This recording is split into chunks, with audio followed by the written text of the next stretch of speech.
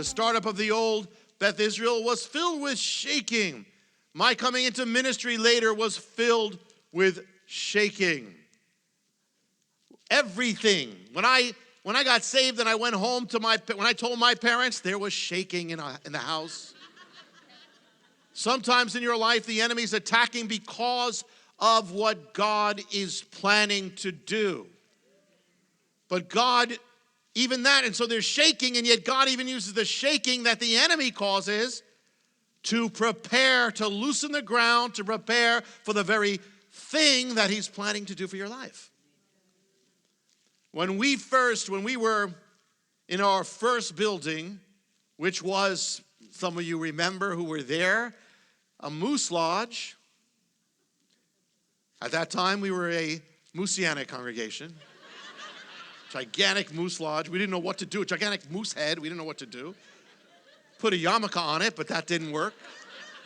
So we decided to have a contest on the radio for a surprise gift. And somebody won the moose head. But we're in this little place, and we actually crammed in, because it kept growing and growing, crammed in tons of people. But we outgrew it. We had no place. And finally, well, actually, let me say even before that, at the beginning, before we even got that place, we had nothing at all. And the church where we were, the Nazarene said, we can't do it anymore. You got to find your own place. It was a shaking, but it was the Lord, but it was a shaking. So, they had that place.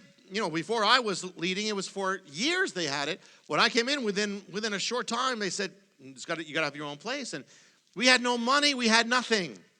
And we were praying at the board meeting. We had nothing. And then one day I'm speaking, and a guy shows up.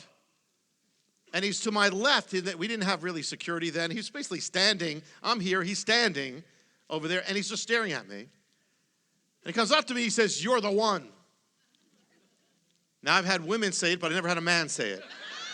And I'm glad for that. But he says, "You're the one.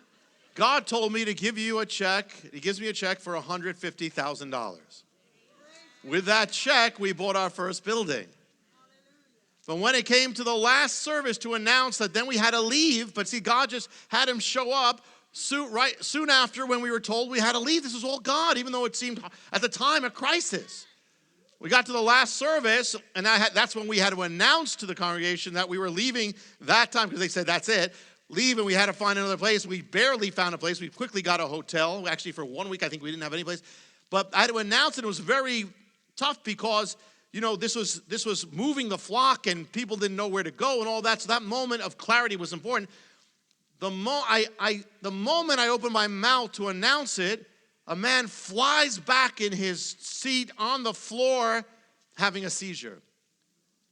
And everything goes crazy, and people running, people casting out, and people rebuking the people who are casting out, and it's just crazy, and it went chaotic. The message got all messed up, went back the wrong way, but it was like the enemy knew that he saw there's going to be a time that flock's moving, goes in there, but still God uses the shaking. 3 years later, when we were in the Moose Lodge, we had outgrown, and I had to announce that we're moving again. Some of you remember, I announced that we're moving. It was the same thing. I announced that we're moving. As I'm announcing it, another guy goes back down. Seizure. A second person goes down. Seizure. Another person goes down in the bathroom. We don't know what that was. That night, 2 to 3 different ambulances came to our building. It was so crazy. It was the enemy. The enemy's shaking, but God then uses the enemy to loosen up everything, shake up the ruts, end the routines, break up the fallow ground so he can do a new work. He uses that to do a new work in your life.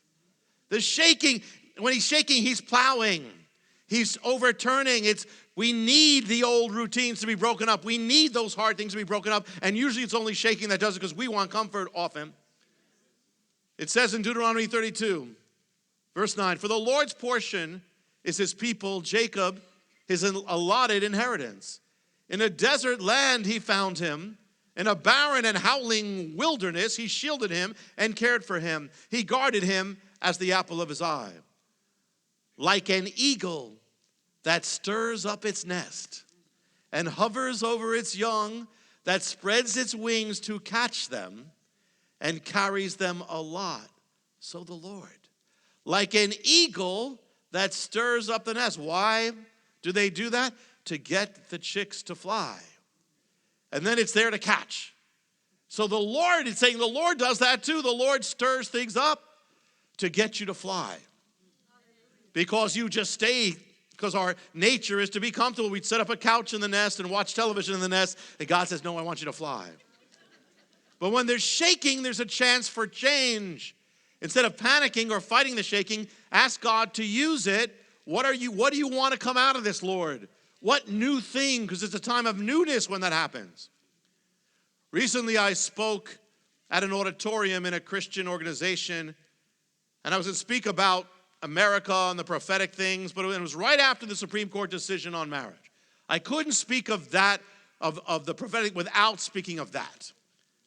And calling the striking, and so I spoke and called the striking down of marriage a sin, which is what it is. As I did, 50 people walked out. 50. In back of me, people in the choir walked out. This was to be a Christian organization. It caused an uproar. Well, of course, there were 2,000 people, and 95% of them stayed. And it was wonderful. But it brought an uproar to the community there. And apparently there had been compromise there. There had been all these things there. The man who invited me was caught in the midst of it, though he thanked me because it had to happen. God used it. And sometimes it has to happen. When the Lord came to Jerusalem, there was shaking. It didn't just happen. It happened then, and it continued throughout the week. To the crucifixion, there was shaking. To the resurrection, there was shaking. The coming of the Lord, the real presence of the Lord has to cause shaking in our lives. Has to. He rocks the world.